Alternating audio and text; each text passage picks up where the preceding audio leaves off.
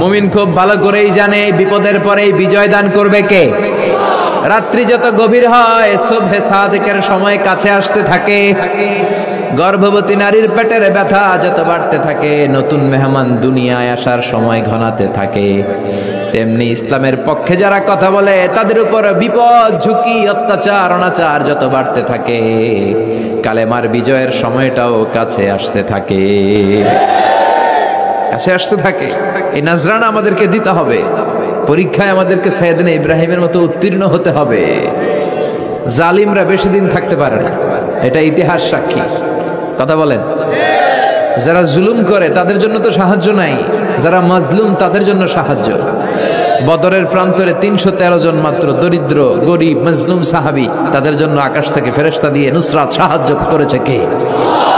তার মানে মাজলুম আল্লাহর পক্ষে আর জালিমের বিপক্ষে, ঠিক কি না?